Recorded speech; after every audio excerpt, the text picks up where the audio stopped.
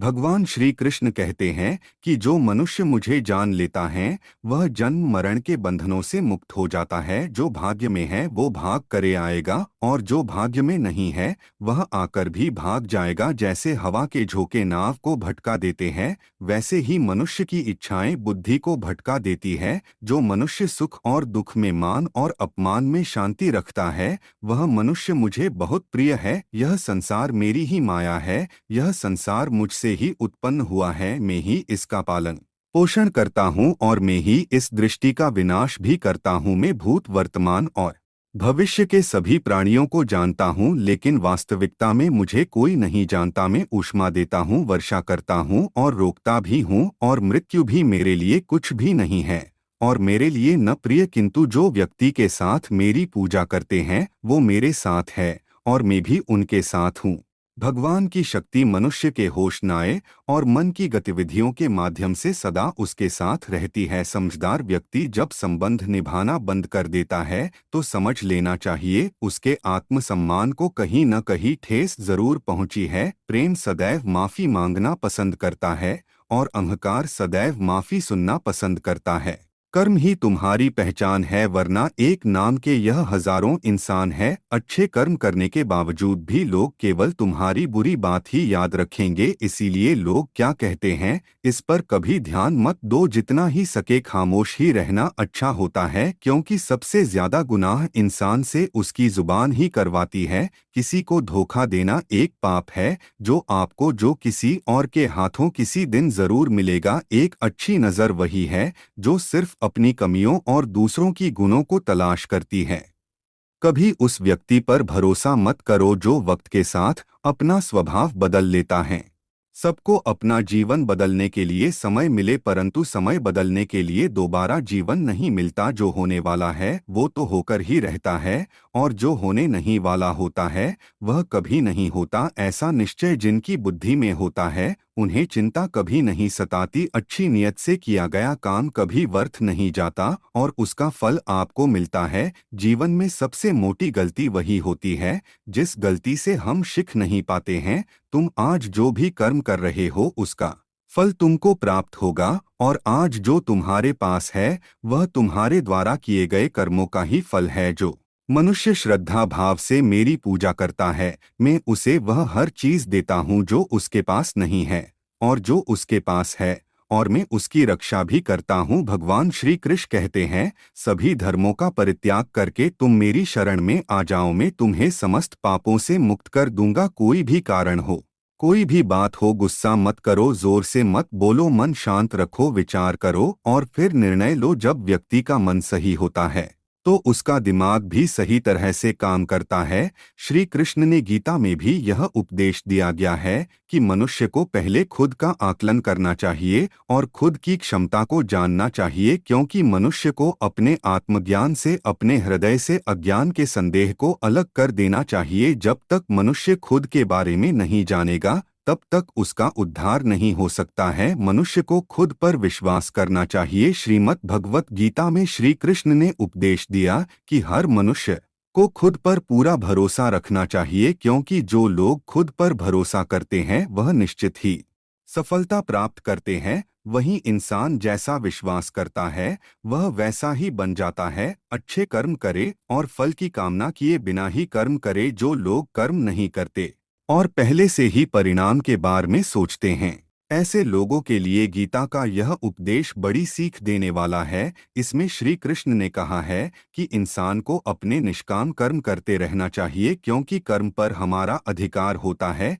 कर्म के फल पर हमारा अधिकार नहीं होता है। इसलिए अपनी सारी ऊर्जा कर्म करने में लगा दो, परिणाम की चिंता मत करो। अगर कर्म निष्काम है तो परिणाम की चिंता होगी ही नहीं। मनीष की इंद्रियों का संयम ही कर्म और ज्ञान का निचोड़ है। जाहिर है कि मनुष्य के सुख और दुख में मन की स्थिति एक जैसी नहीं रहती है। सुख में मनुष्य जात खुद हो जाता है और दुख में बेकाबू हो जाता है। इसीलिए सुख और दुख दोनों में जो मनुष्य की समान स्थिति हो इसे योग्य ही कहा जाता है। वहीं जब मनुष्य सभी सांसारिक इच्छाओं का त्याग करके बिना परिणाम की चिंता न करे कोई कम करता है उस समय वह मनुष्य योग में स्थित कहलाता है।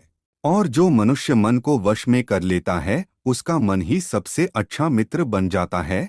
लेकिन जो मनुष्य अपने मन को वश में नहीं कर पाता है, उसके लिए वह मन ही उसके लिए सबसे टेढ़ा दुश्मन बन जाता है। वहीं जो मनुष्य अपने अशांत मन को वश में कर लेते हैं, उनको परमात्मा की प्राप्ति होती है। और जिस मनुष्य को ज्ञान की प्राप्ति हो जाती है, उसके लिए सुख दुख सर्दी गर्मी और मान अपमान सब एक समान हो जाते हैं। ऐसा मनुष्य स्थिर चित्त और इंद्रियों को वश में करके ज्ञान द्वारा परमात्मा को प्राप्त करके हमेशा संतुष्ट रहता है। खुद पर पूरा भरोसा रखे और अपने लक्ष्य को पाने के लिए लगातार प्रयास करे। गीता के इस उपदेश को अगर कोई भी व्यक्ति अपने जीवन में पालन करे तो निश्चित ही वह एक सफल व्यक्ति बन सकता है।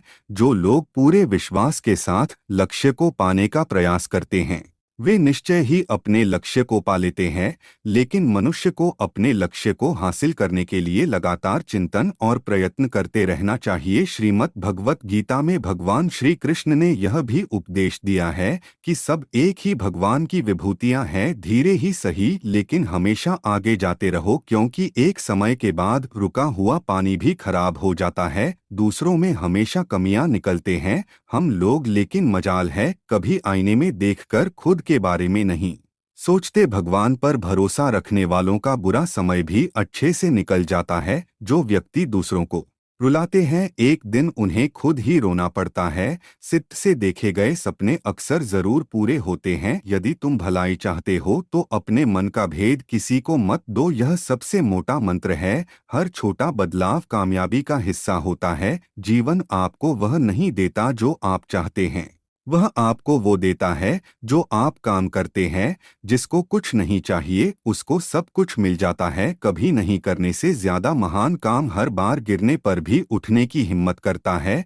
कभी परिस्थितियों के हाथों की कठपुतली न बने, क्योंकि हालात बदलने का दम रखते हैं। कभी किसी का अपमान मत करो, क्योंकि अपना सम्मान सबको प्रिय लगता है। उन बातों की चिंता न करे जिन पर आपका वश नहीं है। प्रसन्नता वह चंदन है जिसे दूसरे के दिमाग पर लगाने से आपकी उंगलियां स्वयं महक उठती है। खुश रहा करो उनके लिए जो तुम्हें खुश नहीं देखना चाहते। दुख एक दर्पण होता है जो सब कुछ सिखाता है। सुख एक दर्शक है जो बस देखता है। मेरी गलतियां मुझसे कहो, दूसरों से नहीं, क्योंकि सुधारना मुझे है, उनको नहीं। अपनी गलती को न मानना एक और गलती होती है। 4 चीजों का सेवन करना चाहिए: सत्संग, संतोष, दान और दया। लोग कहते हैं अपने पास हमेशा पैसा रखो, क्योंकि जब बुरा समय आएगा तब पैसा काम आएगा। मैं कहता हूँ कि भगवान पर भरोसा रखो, बुरा समय ही नहीं आएगा, और आया तो भगवान नैया पार लगा देंगे। इस दुनिया में बहुत से ऐसे लोग हैं जो अपने काम करने के तरीके को अलग से करते हैं। कुछ लोग जो मेहनत को कम वैल्यू देते हैं, कुछ लोग हैं जो भाग्य को ही सब कुछ समझते हैं। महान दार्शनिक अरस्तु ने कहा है, परिवर्तन प्रकृति का नियम है। हम प्रकृति के इस नियम को हम जब भी मानने से इनकार करने लगते हैं, जब हम दुखी होते हैं, अवसाद से घिर जाते हैं, हमें स्वीकारना होगा कि जब अच्छे दिन स्थायी नहीं रहते तो बुरे दिन भी नहीं रहेंगे। जो व्यक्ति इस सत्य को जान लेता है वह कभी निराश नहीं होता। उसका कर्म जीवन मजबूत होकर सामने आता है। दरअसल परिवर्तन को स्वीकारना ही हमें जीवन में सफल बना सकता है। हम समय की रेलगाड़ी के साथ साथ चल रहे हैं, जिसका मतलब बिछड़ जाना होता है।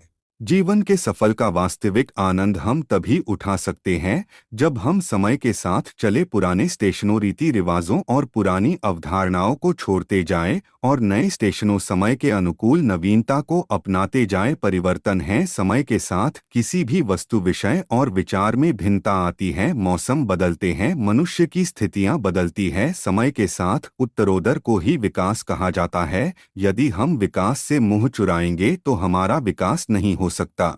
वैज्ञानिक दृष्टि से देखें तो संसार में कोई भी पदार्थ नहीं जो स्थिर रहता है, उसमें कुछ न कुछ परिवर्तन सदैव होता रहता है। इसी तरह समाज में भी परिवर्तन होता है। यदि हम परिवर्तन स्वीकार नहीं करते तो हम रूढ़िवादी हो जाते हैं, ठहरे हुए जल की तरह जिसका सड़ना निश्चित है। रूढ़िवादी लोग स्त्री स्वतंत्रता, समाज समान अधिकार, स्त्रियों की शिक्षा आदि शुभ परिवर्तनों को स्वीकार नहीं कर पाते और अंदर ही अंदर दुखी होकर स्वयं को जलाते रहते हैं। परिवर्तनों को स्वीकारना साहस का काम है, क्योंकि इसके लिए गतिशील कर्मशील करना होगा। जीवन में आई मुश्किलों से संघर्ष करना होगा। संघर्ष ही हमारे जीवन में विकास के बीज बोता है। एक लोक कथा है, एक बार एक किसान भगवान से नाराज हो गया कि वह कभी बारिश वाले से यह फसल चौपट कर देते हैं तो कभी तूफान से। उसने भगवान से प्रकृति का संचालन 1 साल के लिए अपने हाथ में ले लिया।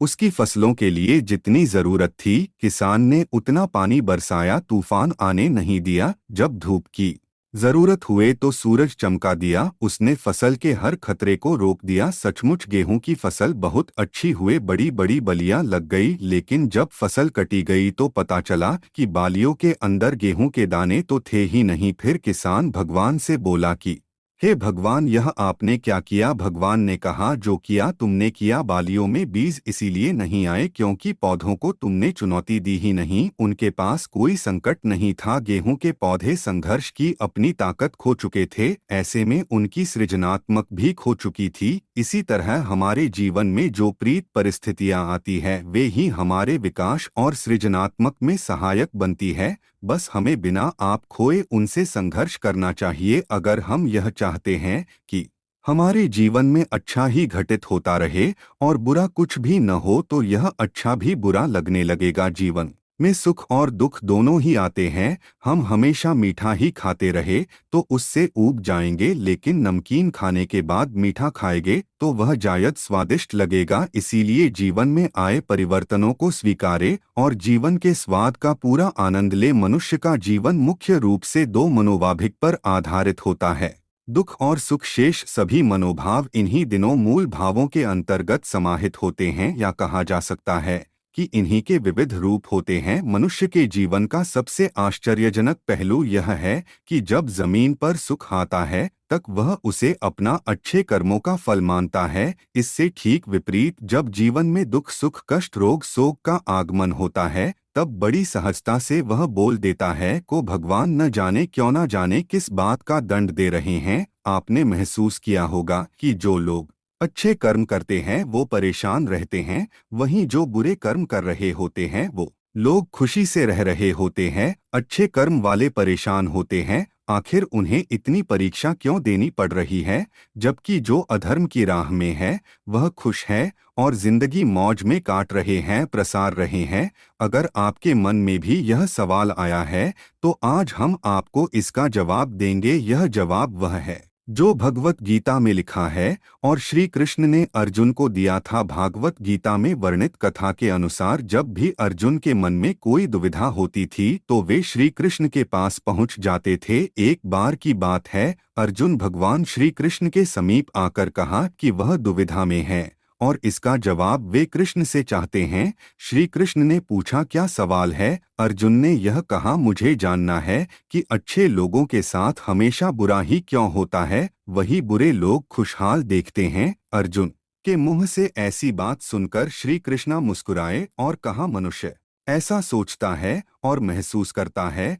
वैसा कुछ नहीं होता है, बल्कि अज्ञानता की वजह से वह सच्चाई नहीं समझ पाता है। अर्जुन उनकी यह बात समझ नहीं पाए। इसके बाद श्री कृष्ण ने क्या वह जानते हैं? श्री कृष्ण ने अर्जुन से कहा, पार्थ में तुम्हें एक कथा सुनाता हूँ, उसे सुनकर तुम समझ जाओगे कि हर प्राणी को उसके कर्म के हिसाब से ही फल मिलता है। प्रकृति हर किसी को अपनी राह सुनने का मौका देती है, अब वह मनुष्य की इच्छा पर निर्भर करता है। ठीक है, धर्म की राह चुननी है या धर्म की कथा शुरू करते हुए श्री कृष्ण ने कहा, एक नगर में 2 पुरुष रहा करते थे। एक पुरुष व्यापारी था जिसके जीवन में धर्म की बहुत महत्वता से वह पूजा पाठ में यकीन रखता था और वह हर रोज मंदिर जाया करता था और दान धर्म भी करता था और हर रोज भगवान की पूजा करता था।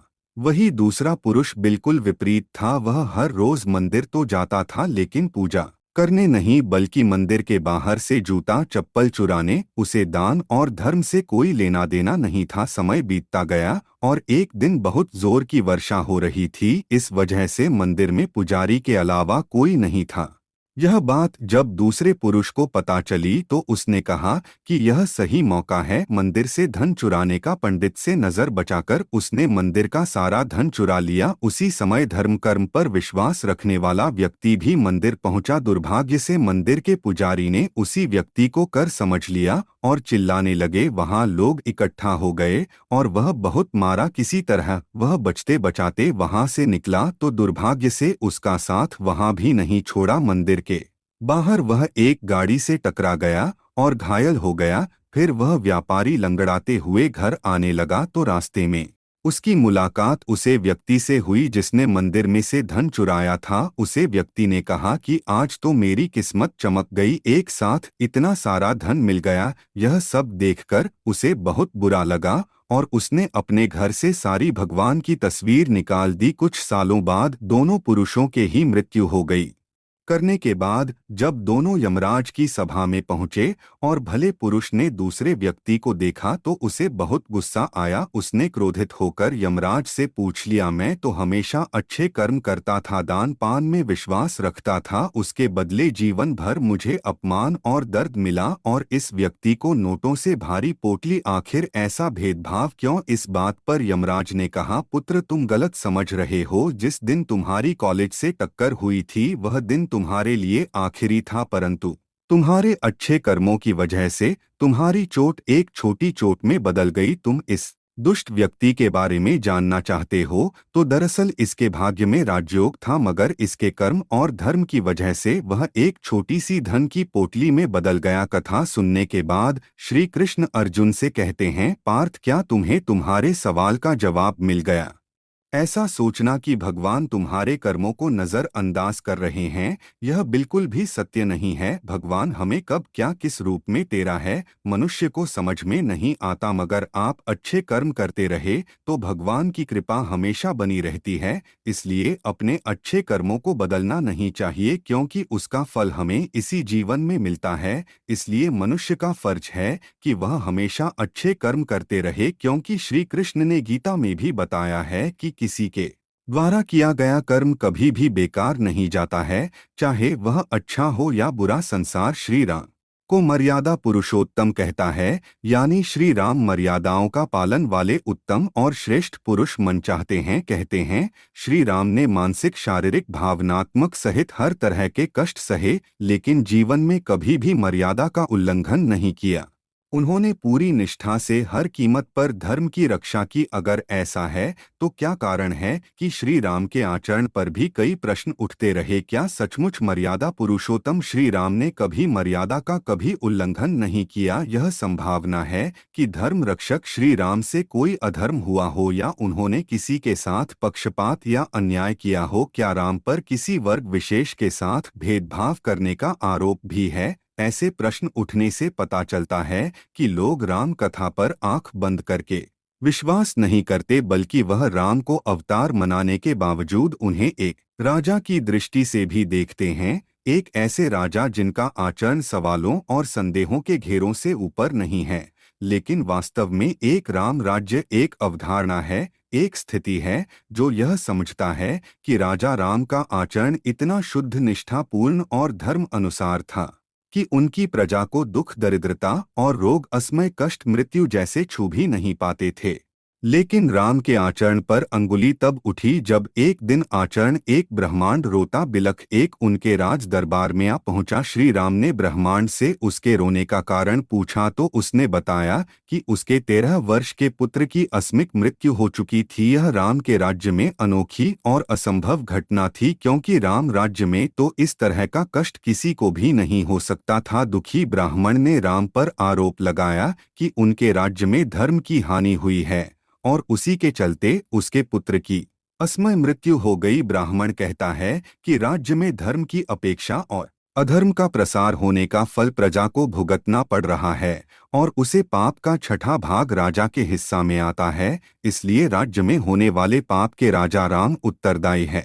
मर्यादा पुरुषोत्तम श्री राम से यह आरोप सहन नहीं होता। वह देवर्षि नारद समेत कुछ दूसरे सिद्ध ऋषियों को बुलाकर इस समस्या पर विचार किया और ब्राह्मण के पुत्र की असमय मृत्यु का कारण पूछते हैं। देवर्षि नारद राम को हर युग की वर्ण व्यवस्था और धर्म से उसका संबंध समझाते हुए बताते हैं कि सतयुग में केवल ब्रह्मांड वर्ग तप करने का अधिकारी का, नेत्रा युग में अधर्म ने अपना एक पैर धरती पर रखा तो धर्म के 3 पैर रह गए और क्षत्रियों को भी तपस्या का अधिकार मिल गया। नारद कहते हैं कि द्वापर में अधर्म का दूसरा पैर धरती पर आ जाएगा, धरती पर केवल 2 पैर ही रह जाएंगे। उस समय वैश्य भी तप करने के अधिकार हो जाएंगे। अंत में कलयुग में धर्म अपने 4 पैर धरती पर रख देगा और तब शूद्रों को अभी तपस्या का अधिकार मिल जाएगा। नारद के अनुसार राम राज्य में बालक की मृत्यु से यह पता चलता है जो नियम अनुसार तपस्या करने का अधिकार नहीं है,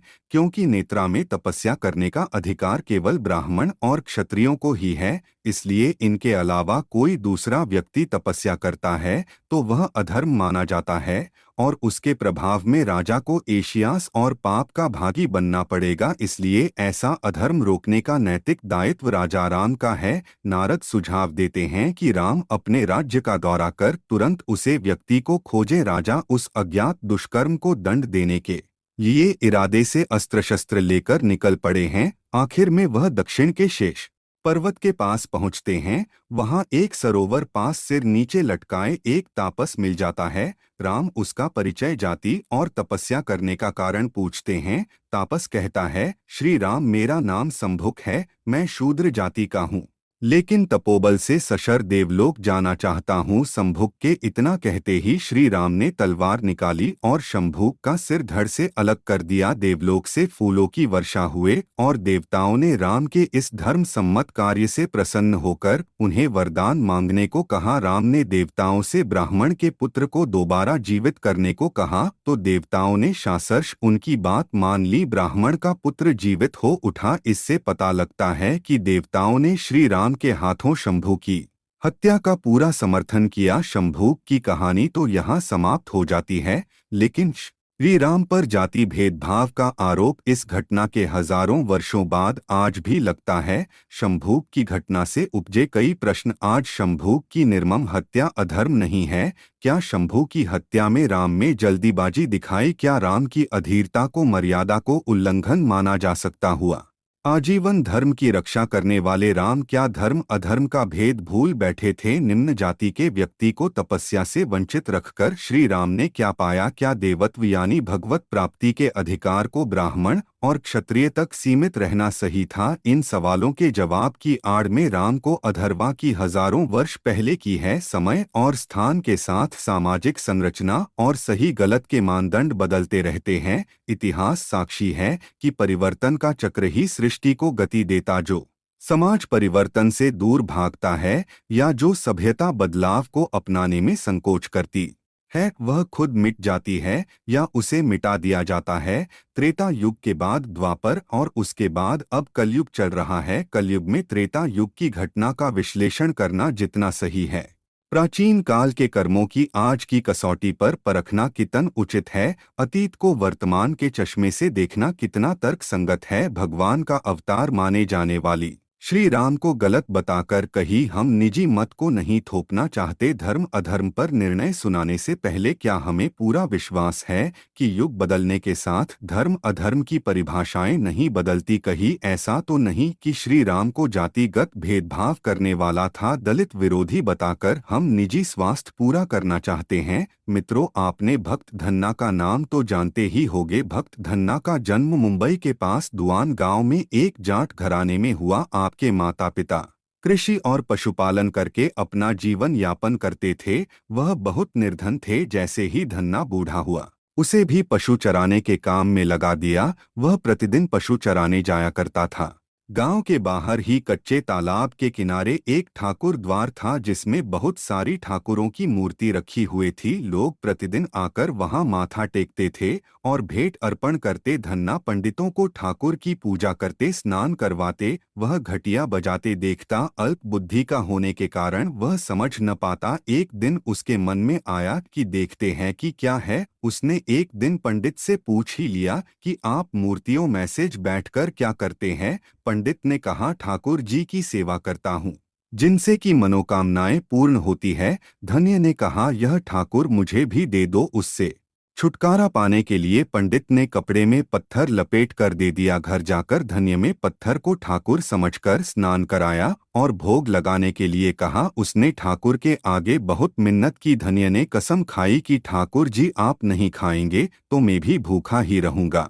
उसका यह प्रण देखकर प्रभु प्रकट हुए, रोटी खाई तथा लस्सी पी। इस प्रकार धन्य ने अपने भोलेपन में पूजा करने साफ मन से पत्थर में भी भगवान को पा लिया। जब धन्य को लगन लगी, उस समय उसके माता पिता बूढ़े हो चुके थे और अकेला नव युवक था। उसे ख्याल आया कि ठाकुर को पूजा से खुश करके यदि सब कुछ हासिल किया जा सकता है तो उसे अवश्य ही यह करना होगा, जिससे घर की गरीबी चली जाए, सुख आए। ऐसा सोचकर ही वह पंडित के पास गया। पंडित ने पहले ठाकुर को देने से मना कर दिया कि वह ठाकुर की पूजा अकेले नहीं कर पाएगा। दूसरा, तुम अनपढ़ हो। तीसरा, ठाकुर जी मंदिर के बिना कहीं नहीं रहते और न ही प्रसन्न होते, इसीलिए तुम जिद मत करो और खेतों की संभाल करो। ब्राह्मण का धर्म है, पूजा पाठ करना जाट का कार्य है, अनाज पैदा करना किसान का काम है। परंतु धन्ना टस से मस न हुआ। अपनी पिटाई के डर से पंडित ने अपने शालिग्राम मंदिर में फालतू पड़ा था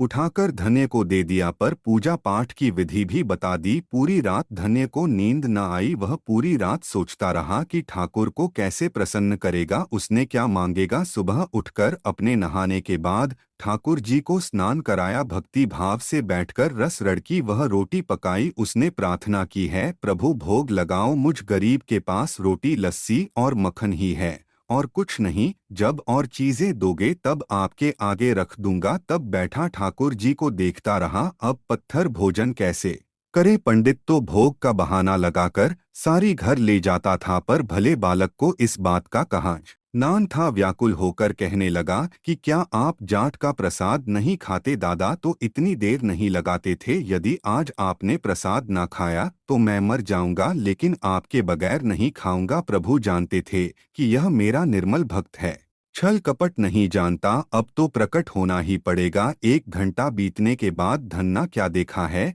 कि श्री कृष्ण रूप भगवान जी रोटी मक्खन के साथ खा रहे हैं और लस्सी पी रहे हैं। भोजन खाकर धन्य से कहा, जो तुम्हारी इच्छा है वह मांगो, मैं तुमसे प्रसन्न हूँ। धन्य ने हाथ जोड़कर विनती की, जो तुम्हारी भक्ति करते हैं तुम उनके कार्य संभाल देते हो। मुझे गेहूं दाल वह घी दीजिए, मैं खुश हो जाऊंगा। यदि जूता कपड़े मकान और 7 प्रकार के अनाज, गाय भैंस सवारी करने के लिए घोड़ी तथा घर की देखभाल करने के लिए एक सुंदर नारी मुझे दे। धन्य के यह वचन शंकर प्रभु हंस पड़े और बोले, यह सारी वस्तुएं तुम्हें मिल जाएंगे। प्रभु बोले, अन्य जब प्रभु में जब आपको याद करूं दर्शन दीजिए, यदि कोई जरूरत हुए तो मैं बताऊंगा। तो भगवान ने कहा, धन्ना आज से हमारा आजीवन सेवक हुआ, आपके अलावा किसी अन्य का नाम नहीं लूंग। धन्ना खुशी से दीवाना हो गया। उसकी आंखें बंद हो गई। जब आंखें खोली तो प्रभु वहां नहीं थे। वह पत्थर का सालग्राम वहां पड़ा था। उसने बर्तन में रखा हुआ प्रसाद खाया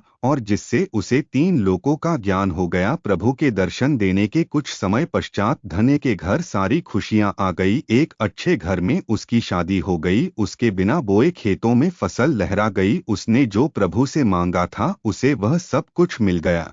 किसी ने धन्य से कहा, प्रभु तुम पर प्रसन्न है, तुम्हें फिर भी गुरु धारण करना चाहिए। उसने स्वामी रामानंद का नाम बताया। एक दिन अचानक की रामानंद जी उधर से भक्ति। धन्य ने उनके दिल से खूब सेवा की तथा दीक्षा की मांग की। रामानंद जी ने उनकी विनती स्वीकार कर ली और दीक्षा देकर धन्य को अपना शिष्य बना लिया। धन्ना भगवान के नाम का सुमीर करने लगा। दोस्तों, ऐसा होता है, भक्त और भगवान का विश्वास अक्सर सभी के मन में जब प्रश्न रहता है कि हम दिन रात भगवान से प्रार्थना करते हैं, लेकिन भगवान हमारी प्रार्थना सुनते क्यों नहीं है। पर यह तय है कि भगवान हमारी सारी प्रार्थनाएं सुनते हैं, लेकिन उसमें प्रेम हो, करुणा हो और सबसे बढ़कर पूर्ण समर्पण हो, अर्थात भक्ति का भाव हो, चाहे वह निष्काम या सकाम हो। दोस्तों, भगवान श्री कृष्ण गीता में कहते हैं, जो कुछ भी होता है अच्छे के लिए होता है। तो इसका मतलब है कि कर्म का कानून एक अच्छा कानून है। प्रभु ने यह एक व्यवस्था बनाई है और यह अच्छी व्यवस्था है जो कहती है जैसा बोओगे वैसा ही काटोगे। जब किसी भी कार्य करने में अगर लालच होगा, बेईमानी होगी, जलन होगी, तो फिर काम ना तो सही होगा और ना ही उसके परिणाम फलदायी होंगे। इसके अतिरिक्त जिस कार्य को हम पूरे मन से पूर्वक करेंगे तो वह न सिर्फ हमारे लिए बल्कि समाज के लिए भी हितप्रद होगा। अगर हमारी जिंदगी में खुशियां और सुख आते हैं तो हमें सोचना चाहिए कि यह हमारे अच्छे कर्मों के फल है, और जब हमारी जिंदगी में है दुख और परेशानियां आती है तो हमें यह सोचकर पार करना चाहिए कि यह हमारे बुरे कर्मों का फल है। मनुष्य को ऐसी कमाई इकट्ठी करनी चाहिए जो इस संसार में भी काम आए और मृत्यु के बाद उसे हम साथ भी ले जा सके, और हमारे भी काम और अगले जन्म भी हमारे काम आ सके। और हम सभी जानते हैं कि खाली हाथ नंगे इस संसार में ये और खाली हाथ ही जाना होगा। मृत्यु के समय यह धाम दौलत जमीन आसमान व्यापार नौकरी ना शोहरत रिश्तेदार भाई बहन माँ बाप सभी बच्चे किसी को भी साथ नहीं ले जा सकते, चाहे राजा सम्राट हो या कोई भिखारी हो। इसीलिए इतना मोह इतना ज्यादा लगाव इनसे क्यों रखे? साथ में हमारे साथ जाएंगे सिर्फ हमारे अपने किए हुए अच्छे या बुरे कर्म या कीर्ति या अपकीर्ति, दान धर्म परोपकार दुखियों की सेवा पुण्य जो भी हम इस जन्म में करेंगे यह अवश्य साथ जाएगा और हमारे ही काम आएगा। हमें प्रत्येक दिन जब भी हमारा मन शांत हो आंखें बंद करके 2-4 मिनट यह सोचना अवश्य चाहिए कि हम इतने ज्यादा हम अपने आप को बांधे हुए हैं। यह व्यथ तनाव मोह, उसमें श्रेष्ठ कर्म सदैव करने पर परमात्मा की प्राप्ति होती है। कर्म किए बिना भाग्य नहीं फलता और भाग्य के बगैर कर्म की कोई गति नहीं है। यदि मनुष्य के कर्म अच्छे हैं तो भाग्य उससे विमुख नहीं हो सकता। इंसान की सफलता में भाग्य उसका साथी है, लेकिन भाग्य ही नहीं सब कुछ नहीं होता है, बल्कि इंसान के कर्म ही भाग्य की रचना की करते हैं। इसीलिए हमें अच्छे कर्म करने चाहिए, तभी भाग्य का साथ मिलता है। उलझे हुए क्यों हैं और किसके लिए हम कितना भी मन का फेर ले, हम चाहे लाख बार राम कहे या करोड़ बार, लेकिन एक बार हृदय से राम नाम कहा गया तो वह राम नाम लाख बार लेते से कहीं अधिक होगा। भगवान हमारी मन की बात जानते हैं क्योंकि वहीं तो वह विराजते हैं। यह भी तय है कि कई बार राम नाम लेने से कोई एक आध बार ही स्थितियां ऐसी बनती है कि जब वह नाम उनके परम ध्यान के साथ लिया गया हो, अन्यथा या अधिक बार मुंह पर राम के नाम के साथ दिमाग में घर गृहस्थी ऑन फीस और दुनियादारी ही चलती रहती है। भगवान ने बड़ी सीधी बात कही है, उन्हें कोई डोग या दिखावा पसंद ही नहीं है। वह कहते हैं निर्मल मन जन सु मोहि पावा, मोहि कपट छल छिद्र न भावा। जब तक मन शुद्ध नहीं होगा कितनी भी पूरा अर्चना की जाए लाभ होने कठिन है। मीराबाई जब भगवान श्री कृष्ण के गीत गाती थी तो उसमें डूब जाती थी, यही ध्यान की परम स्थिति है। सूरदास जी जब पद गाते थे तब भी भगवान सुनते थे, उनसे बातें भी क्या करते थे। निराकार राम के उपासक कबीर दास जी ने तो कहा है कि एक चींटी तो कितनी छोटी होती है, अगर उसके पैरों में भी घुंघरू बांध दे तो उनकी आवाज को भी भगवान सुनते हैं। उनको तो काटने के लिए ढोल नगाड़े या लाउडस्पीकर की आवश्यकता नहीं है, यहाँ तक कि मन में ही उनको पुकार ले तो वहां तक प्रार्थना पहुंचती है। इसमें कोई संशय नहीं है। प्रभु की मानसिक पूजा को सर्वश्रेष्ठ कहा जाता है। एक छोटी सी कथा है। एक बार एक भक्त हरिदास हुए हैं, उन्होंने 20 साल तक लगातार नारायण का कवच का पाठ किया, नित्य से बड़ी श्रद्धा के साथ किया। भगवान ने उनकी परीक्षा देते हुए कहा, अरे भक्त तुझे क्या लगता है मैं तेरे इस पाठ से प्रसन्न हूँ? तो यह मेरा वहम है, मैं तेरे पाठ से बिल्कुल भी प्रसन्न नहीं हुआ। जैसे ही यह भक्त हरिदास ने सुना वह नाचने लगे, गाने लगे और झूमने लगे। भगवान ने कहा कि तू पागल है, मैं तेरे पाठ करने से प्रसन्न नहीं हूँ जो तू नाच रहा है। हरिदास बोले, प्रभु तुम प्रसन्न हो या नहीं यह बात मैं नहीं जानता, प्रभु मैं इसलिए नाच रहा हूँ आपने मेरा पाठ कम से कम सुना दो। सही दोस्तों, यह होता है निष्काम भक्ति का भाव। गजेंद्र ग्राह की कथा जो आपने सुनी ही है, जब गजेंद्र हाथी ने ग्राह से बचने के लिए भगवान को रोकर पुकारा तो भगवान ने नहीं सुना, बिल्कुल सुना, और भगवान अपना भोजन छोड़कर नंगे पैर दौड़े चले आए। इसी प्रकार जब द्रौपदी ने भगवान को पुकार तो भगवान ने नहीं सुना, दुआसन उसके बाल खींचता रहा। द्रौपदी भगवान को पुकारती रही और साथ ही अपने पूरे बल से विरोध करती रहीं। चिरहरण के समय भी वो कृष्ण को पुकारती रहीं और अपने दोनों हाथों और दांतों से वस्त्र को बचाती रही, पर जब उसने पूर्ण समर्पण श्री कृष्ण चरणों में कर दिया तो भगवान ने सुना भी और लाज भी बचाई। जब भी भगवान को याद करे पूर्ण समर्पण और प्रेम भाव से ही उनका नाम संकीर्तन, और जब करे कोई संदेह न करे, बस हृदय से उनको पुकार, वह अवश्य ही आपकी सुन रहे हैं। यह तय है, यदि किसी कारणवश में नहीं सुन रहे हैं तो इसमें भी कुछ अच्छा ही है, क्योंकि उन्हें पता है कि आपके लिए अच्छा क्या है। प्रकृति के चारों तरह ही उत्सव है, पक्षियों के कलरव में, पहाड़ों के सन्नाटे में, वृक्ष की शीतलता में, सागर में गहराई में परमात्मा मौजूद है। आप अगर ऐसा नहीं दे पा रहे हैं तो इसके लिए आप जिम्मेदार हैं। उत्सवी भक्ति परमात्मा से मिलती है।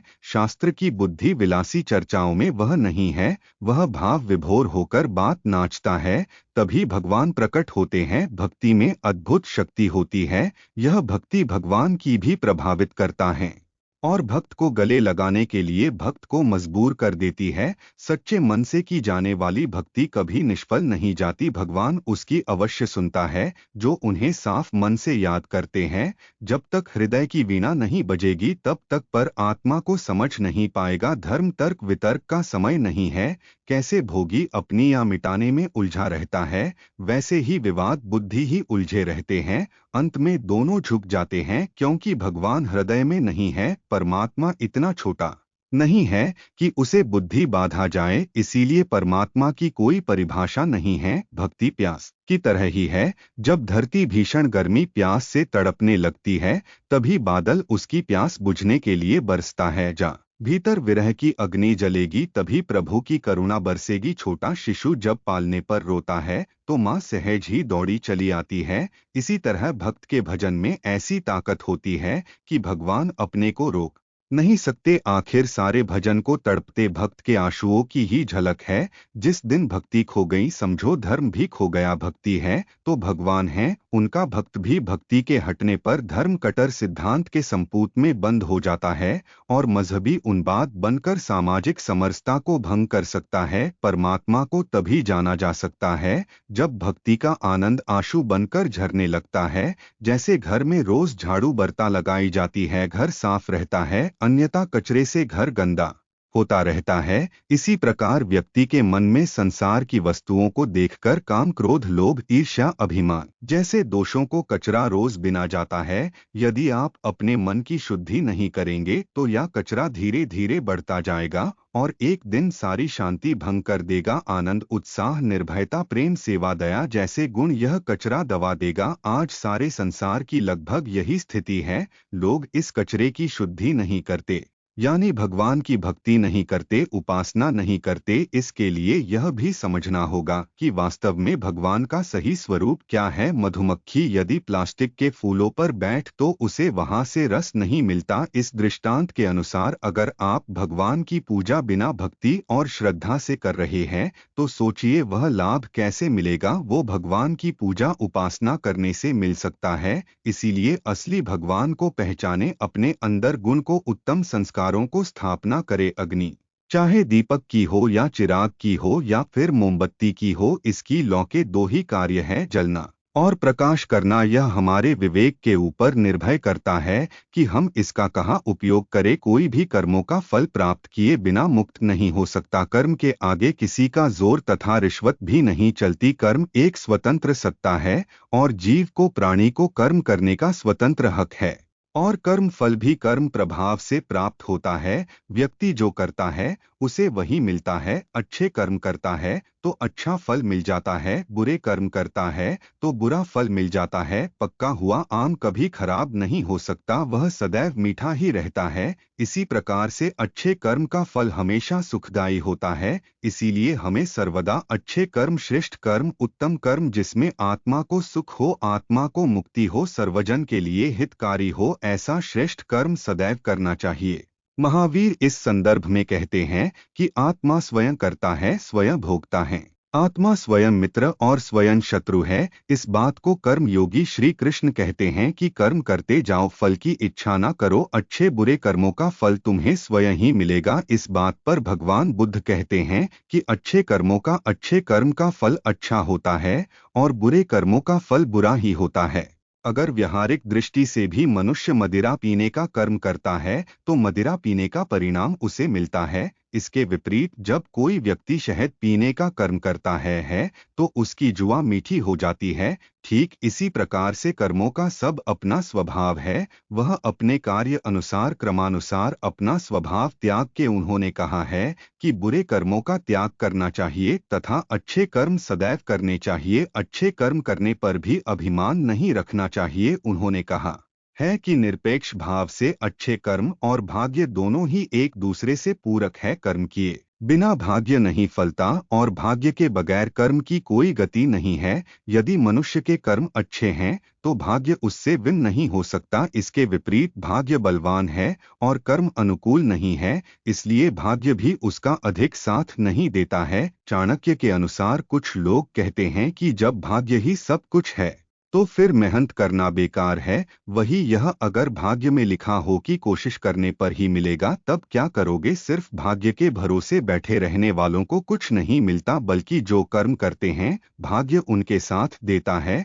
साथ ही वे कोई भी कर्मों का फल प्राप्त किए बिना मुक्ति नहीं हो सकता। कर्म के आगे किसी का जोर या रिश्वत भी नहीं चलती। एक व्यक्ति रास्ते से गुजर रहा था, तभी उसने देखा कि एक हाथी छोटी सी लकड़ी से बना हुआ है। व्यक्ति को देखकर बड़ी हैरानी हुई कि इतना बड़ा हाथी एक पतली सी रस्सी के सहारे एक लकड़ी से बना हुआ है। इस नज़ारे को देखकर व्यक्ति आश्चर्य हुआ और हंसी भी आई उसे। व्यक्ति ने हाथी के मालिक से कहा, अरे यह हाथी तो इतना विशाल है, फिर यह पतली रस्सी रस्सी से क्यों बांधा है। यह चाहे तो एक झटके में इस रस्सी को तोड़ सकता है, लेकिन फिर भी यह क्यों बांधा रखा है। हाथी के मालिक ने व्यक्ति से कहा कि श्रीमान, जब से हाथी छोटा था मैंने उसी समय इस हाथी को इस रस्सी से बंधा था। उसे समय इसने रस्सी तोड़ने की पूरी कोशिश की, जब यह छोटा था इसलिए नाकाम रहा। इसने हजारों कोशिश की, जब यह रस्सी नहीं टूटी तो हाथी को यह विश्वास हो गया कि रस्सी यह बहुत मजबूत है और यह उसे कभी नहीं तोड़ पाएगा। इस तरह हाथी ने रस्सी तोड़ने की कोशिश ही खत्म कर दी। आज यह हाथी इतना विशाल हो चुका है, लेकिन इसके मन में आज भी यही विश्वास बना हुआ है कि यह रस्सी नहीं तोड़ पाएगा, इसलिए यह इसे तोड़ने की कभी कोशिश नहीं करता। इसलिए यह विशाल हाथी होकर भी एक रस्सी से बंधा है। दोस्तों को उस हाथी की तरह भी हम इंसानों को कई ऐसे विश्वास बन जाते हैं जिसे हम कभी भी पार नहीं कर पाते हैं। एक बार असफल होने के कारण हम यह मान लेते हैं कि हम अब सफल नहीं हो सकते और हम आगे बढ़ने की कोशिश भी नहीं करते और झूठे विश्वासों से बांधकर हाथी जैसी जिंदगी गुजार देते हैं। अयोध्या के बहुत निकट ही पौराणिक नदी कुटिला है, जिसे आज कुछ और कहते हैं। उसके तट के निकट ही एक भक्त परिवार रहता था। उनके घर एक सरस्वती नाम की बालिका थी। वे लोग नित्य श्री कनक बिहारनी बिहार जी का दर्शन करने के लिए अयोध्या आते थे। सरस्वती जी का कोई सगा भाई नहीं था, केवल एक मौसेरा भाई ही था। वह जब भी श्री रघुनाथ जी का दर्शन करने आती उसके मन में यही भाव आता कि सरकार मेरे सगे भाई ही है। उसकी आयु उस समय मात्र 2 वर्ष की थी। रक्षाबंधन से कुछ समय पूर्व उसने सरकार से कहा कि मैं आपको राखी बांधने आऊंगी। उसने सुंदर राखी बनाई। रक्षाबंधन पूर्णिमा पर मंदिर लेकर गई। पुजारी जी से कहा कि भैया के लिए हमने राखी लाई है। पुजारी जी ने छोटी सी सरस्वती को गोद में उठा लिया। उसने कहा कि मैं तुम्हें राखी सहित सरकार को स्पर्श कर देता हूँ और राखी में बांध दूंगा। पुजारी जी ने राखी बांध दी और उसको प्रसाद दिया और हर वर्ष राखी बांधने का उसका नियम बन गया। समय के साथ वह बड़ी हो गई और निश्चित ही उसका विवाह हो गया। वह पत्रिका लेकर मंदिर में आई और कहा कि मेरा विवाह निश्चित ही हो गया है, मैं आपको न्योता देने आई हूँ, चारों भाइयों को विवाह में आना ही पड़ेगा। पुजारी जी को पत्रिका देकर कहा कि मैंने चारों भाइयों से कह दिया है कि आप पत्रिका सरकार के पास रख दो और आप भी कह दो कि चारों भाइयों को विवाह में आना ही है, ऐसा कहकर भी अपने घर चली गई। विवाह का दिन आया। अवध में एक रस्म में होती है कि विवाह के बाद भाई आकर उसको चादर देता है और कुछ भेंट वस्तुएं देता है। उसकी मौसी ने उसे के लड़के को कुछ सामान दिया और मंडप में पहुंचने को कहकर वह चली गई। उसका मौसेरा भाई वस्त्र और 2 रब लेकर रिक्शा पर बांधकर विवाह मंडप की ओर निकल गया। रास्ते में ही रिक्शा उलट गया और वह गिर गया। थोड़ी सी चोट आई और लोगों ने उसकी दवा खाने ले जाकर मरमपट्टी कराई। यह सरस्वती जी घूंघट से बार बार मंडप के दरवाजे पर देख रही है और सोच रही है कि भाई अभी तक क्यों नहीं आए। उसको पूरा विश्वास है कि चारों भाई आएंगे। माँ से भी कह दिया कि ध्यान रखना अयोध्या जी से मेरे भाई आए। उसको भला समझकर हंस का टाल दिया। जब बहुत देर हो गए तब व्याकुल होकर वह दरवाजे पर जाकर रोने लगी। दूर दूर के रिश्तेदार आ गए, पर मेरे अपने भाई क्यों नहीं आए? क्या मैं उनकी बहन नहीं हूँ? उसी समय 4 बड़ी गाड़ियां और एक बड़ा ट्रैक्ट आता देखा। उसने देखा बड़ी गाड़ी से उसकी मौसी का लड़का और उसकी पत्नी उतरी, बाकी गाड़ियों से और 3 जोड़ियां उतरी। मौसी के लड़के के रूप में सरकार ही आए हैं। रत्न जड़ पड़िया वस्त्र, हीरो के हार पहन रखे हैं। श्री हनुमान जी पीछे ट्रक में सामान भरकर लाए हैं। हनुमान जी पहलवान के रूप में आए हैं। उन्होंने ट्रक से सारा सामान उतारा। सोने चांदी पीतल और तांबे के बहुत से बर्तन, बिस्तर, सोफे, बिछाने के वस्त्र, अलमारियां, कान नाक गले कमर हाथ पैर के आभूषण। मौसी देखकर आश्चर्य में पड़ गई। इतना कीमती सामान मेरा लड़का कहाँ से लेकर आया? चारों का तेज और सुंदरता देखकर सरस्वती समझ गई कि यह चारों मेरे भाई ही हैं। सरस्वती जी के आनंद का ठिकाना न रहा। उसका रोना शुरू हो गया। सरकार ने इशारे से कहा कि किसी को अभी भेद बताना नहीं, गुप्त ही रखना। इनका रूप इतना मनोहर था कि सब उन्हें देखते ही रह गए। कोई पूछ न पाया कि यह गाड़ियां कैसे आई और यह 3 लोग कौन है। लोग हैरान होकर देख रहे थे कि और अभी तक इतना रो रही थी और अब हंस रही है और आनंद में नाच रही है। किसी को कुछ भी समझ में नहीं आ रहा था। जब तक उसकी विदाई तब तक चारों भाई ही उसके साथ रहे। सभी गले मिले और आशीर्वाद दिया। सरस्वती ने कहा, जैसे आज शादी में आज संभाल लिया वैसे ही जीवा भर मुझे संभाल न। जब वह गाड़ी में बैठकर पति के साथ जाने लगी तभी चारों भाई अंतर्धान हो गए। उसी समय असली मौसेरा भाई किसी तरह पट्टी लगाए हुए वहां आया। उसने वस्त्र दिया और रब दिया। मौसी ने पूछा कि अभी अभी तो तू कीमती वस्त्र पहने और ट्रक लेकर आया था, यह पट्टी कैसे बांध गई और कड़े कैसे फट गए? उसको तो कुछ समझ में नहीं आ रहा था। अंत में सरस्वती से उसकी माता ने एकांत में पूछा कि बेटी सच सच बात की क्या बात है? यह चारों कौन थे? तब उसने कहा कि माँ, मैंने आपसे कहा था कि ध्यान रखना मेरे भाई अयोध्या से आएंगे। माँ समझ गई कि इसकी तो इसके 2-4 ही भाई हैं और वह श्री रघुनाथ जी और अन्य 3 भैया ही है। मान जान कहीं कि श्री अयोध्यानाथ सरकार ही अपनी बहन के प्रेम में बंद कर आए थे और अपनी बहन को इतने उपहार आभूषण और वस्तुएं दे गई कि नगर के बड़े बड़े सेठ नवाबों के पास भी नहीं थे। भक्ति और विश्वास में बहुत ही शक्ति होती है।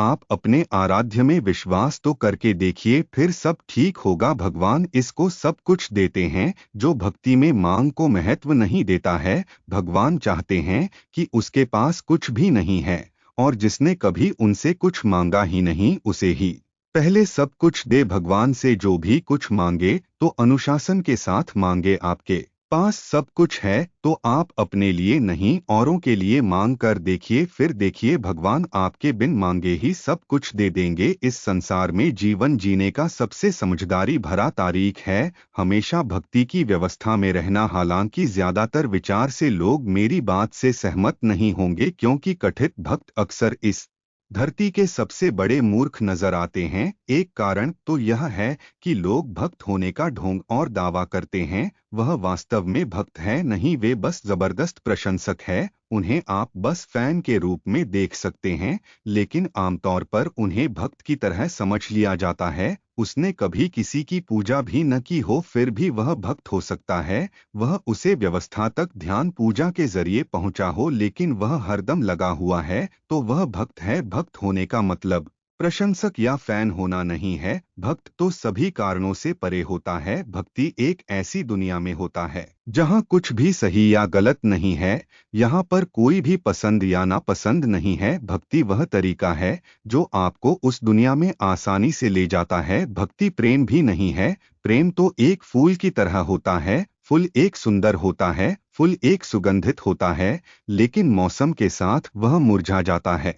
भक्ति पेड़ की जड़ तरह होती है, चाहे जो भी हो यह कभी भी नहीं मुरझाती है, हमेशा वैसे ही बनी रहती है। वसंत का समय हो तो पेड़ों पर खूब पंक्तियां आती हैं, पतझड़ आता है तो यह फूलों से लग जाता है, सर्दियां आती है तो यह उजाड़ जाता है। बाहर चाहे जो चल रहा हो लेकिन जड़ें अपना काम लगातार करती रहती हैं। एक पल के लिए भी जड़ इधर उधर विचलित नहीं होती हैं। पेड़ का पोषण करने का जो जड़ का मकसद होता है वह एक भी पल के लिए कभी काम नहीं होता।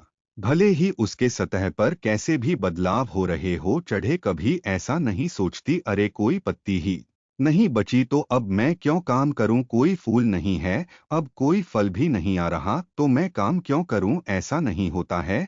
जड़ हमेशा काम करना जारी रखती हैं। अगर कोई हमेशा सजगता पूर्वक काम में लगा रहता है, नींद में भी उसका काम जारी है, तो वह भक्त है। केवल भक्ति ही हमेशा लगा रहता है। हो सकता है उसने किसी की पूजा ना की हो लेकिन वह फिर भी भक्त है। हो सकता है लेकिन वह उसे अवस्था तक ध्यान प्रेम या पूजा के जरिए पहुंच हो, लेकिन मैं हरदम लगा हुआ है तो वह भक्त है। एक बड़ी सुंदर कहानी है। एक राजा था जो आश्रम को संरक्षण दे रहा था और यह आश्रम जंगल में था। इसके आकार और इसमें रहने वालों की संख्या में लगातार बढ़ोतरी होती जा रही थी, इसलिए राजा बस आश्रम के लोगों के लिए भोजन और वहां के इमारत आदि के लिए आर्थिक सहायता दे रहा था। यह आश्रम बड़ी तेजी से विकास कर रहा था। जो योगी इस आश्रम का सर्वेसर्वा था वह मशहूर होता गया और राजा के साथ ही उसकी अच्छी नजदीकी हो गई। ज्यादातर मौतों पर राजा उसकी सलाह लेने लगा। ऐसे में राजा के मंत्रियों को ईर्ष्या होने लगी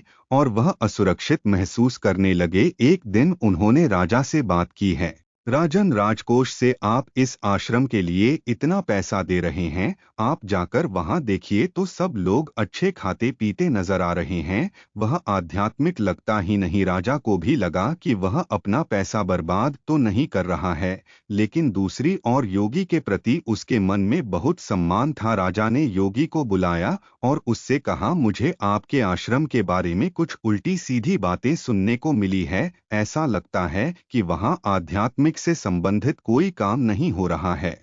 वहां के सभी लोग अच्छे खासे मस्त मौला नजर आ रहे हैं। ऐसे में मुझे मेरे आश्रम को पैसा क्यों देना चाहिए। अब बोला है, राजन, आज शाम को अंधेरा हो जाने के बाद आप मेरे साथ चले, मैं आपको कुछ दिखाना चाहता हूँ। रात होते ही राजा को आश्रम की तरफ ले चला। राजा ने भेष बदला हुआ था।